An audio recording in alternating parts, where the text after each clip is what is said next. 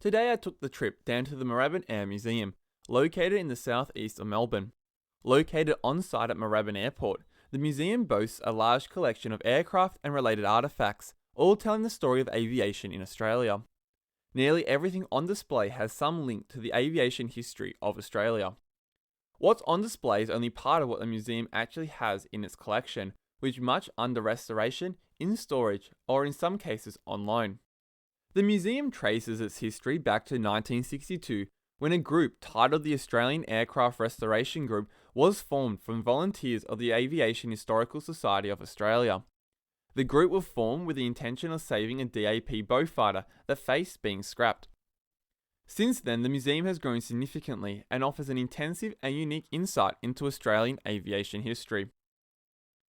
I personally find the museum extremely interesting, and even though I have visited quite a few times now, I'm always finding some new artifact or facts that I didn't know about.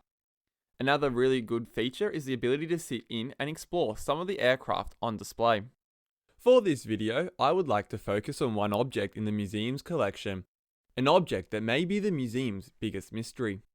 Located in the World War I area of the main hangar is a Fokker Dr.I triplane fuel tank that is believed could have been the fuel tank fitted to the aircraft flown by the famous World War I fighter pilot Manfred von Richthofen, aka the Red Baron, when he was killed in action on the 21st of April 1918. In this video, we will explore the history of the Fokker Dr.I triplane, the life of the Red Baron, and why this fuel tank on display here at Moorabbin could be from his aircraft.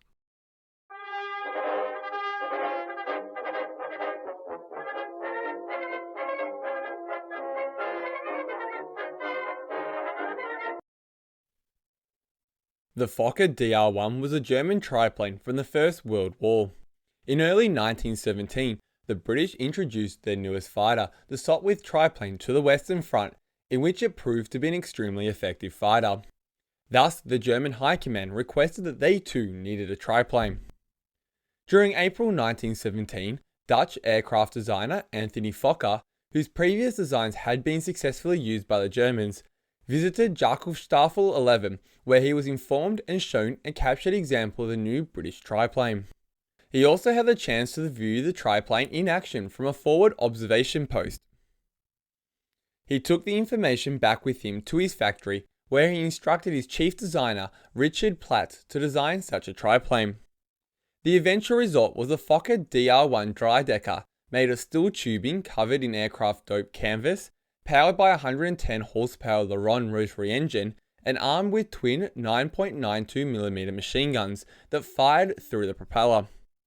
Around July 1917, 320 were ordered by the German High Command. The first deliveries were to Jagdgeschwader 1, commanded by famous German ace Manfred von Richthofen, in August. German ace Werner Voss claimed the type's first kill on the 30th of August 1917, and von Richthofen flew it for the first time on September the 1st, where he too claimed his first kill with the type. However, in early November, before the type was widely in operational use, all Fokker Dr.I were grounded due to two crashes where the top wing had detached. This resulted in some modifications to the wings. By the end of November, the operations ban had been lifted, and the Fokker triplane would prove to be a formidable dogfighter. Even though it lacked the speed of fighters of the time, it had excellent maneuverability and climbing characteristics, making it a deadly machine. In April of 1918, the replacement of the Fokker Dr.I with the Fokker D7 had begun, and the following month, production ceased. By the end of the war, it is reported that only 69 were in operational use, mainly with home defense units. Of the 320 produced, not one survived the war.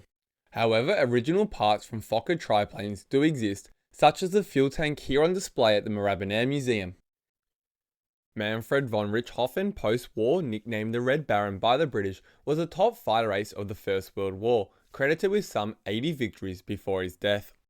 Born on May 2, 1892 in Kleinberg near Breslau, Lower Silesia, today part of Wrocław, Poland, into an aristocratic Prussian family, Richthofen was one of 4 children, having one older sister and 2 younger brothers. As was common for the time, he followed his father into the military, and in 1912 had become a lieutenant in the 1st Ulan Cavalry Regiment of the Prussian Army. When World War I broke out in 1914, Richthofen would first serve as a cavalry reconnaissance officer on the Eastern Front against Russia, and then on the Western Front against French and Belgian forces. As trench warfare became standard and thus cavalry units were sidelined and unable to be used, Richthofen decided to transfer to the air service, but as an observer. By the summer of 1915, Richthofen was serving with the Fliegerabteilung 69 on the Eastern Front before moving to the Western Front in August. In September, Richthofen had his first encounters with enemy aircraft, and using whatever sidearm he had with him, whether it be rifle or machine gun, would attempt to shoot them down. For the most part, he was unsuccessful in bringing down any aircraft, although one enemy aircraft was brought down, but it was over enemy lines and thus could not be counted or claimed. Richthofen wanted to be in the fight, as according to him, quote, "Fighting is my business," end quote. In October 1915, he met famous German fighter pilot Oswald Boelcke, and after discussing how to shoot down enemy aircraft, Richthofen came to the conclusion that to successfully bring down enemy aircraft, he too needed to be a pilot and not an observer. In his autobiography, he remarked that after getting to know Boelcke for some time, he, quote, "formed the resolution that I would also learn to fly a Fokker. Perhaps then my chances would improve," end quote. Hence, in October, he began pilot training, and on the 25th of December, he passed his final of 3 exams to become a pilot. Originally flying bigger aircraft and sent to Russia to undertake bombing missions, it wouldn't be until his squadron was visited by Boelcke that he got his chance to fly fighters. During this visit, Boelcke would extend an invitation to von Richthofen to come and join JASTA II, and on September 1st, 1916, he officially joined the ranks of JASTA II. He would score his first official kill on September 17, 1916, shooting down a 2-seater Vickers aircraft. Richthofen's tally quickly increased. Upon shooting down 16 aircraft, he was awarded at the time Germany's highest military medal, the Pour les Élites, and given command of JASTA 11. It was also around this time that he had his machine painted bright red. During April 1917, commonly referred to as Bloody April, Richthofen claimed 21 aircraft, bringing his tally over 50 to 52. However, during July of 1917, he was seriously wounded, suffering a head wound while in combat. He managed to crash land his aircraft, and after a brief period of rest and recovery, returned to the front lines despite the wishes of the German High Command. However, he would never fully recover, suffering from bouts of nausea, while many around him noted a change in behaviour and temperament. While von Richthofen fought in a variety of German fighters, it is the Fokker Dr.I triplane that is usually associated with and most famous for flying. This is even though only 17 of his 80 confirmed victories were on the type. The Red Baron would at last fall victim when on April 21, 1918, he was shot down. On this day, he and his flight got entangled in combat with a group of Sopwith camels led by Canadian Roy Brown. In the ensuing battle, Richthofen broke off to pursue the fleeing Sopwith camel of 2nd Lieutenant Wilfred May. He chased after the Canadian, who was flying at treetop level, deviating left and right to make himself a difficult target and trying to break away. In an uncharacteristic move, Richthofen kept pursuit over the lines and into British territory. By now, Roy Brown had seen what was occurring and had started chase of Richthofen to help May. Chasing low along the Somme Valley, they overflew the positions of Australian gunners of the Australian Imperial Forces, who promptly opened fire. Suddenly, the red Fokker Dr.I triplane banked to the right and crashed into the ground just north of the village of Vaux-sur-Somme in the Amiens sector. Richthofen was dead, aged just 25. It is believed a single bullet had hit the ace in the chest.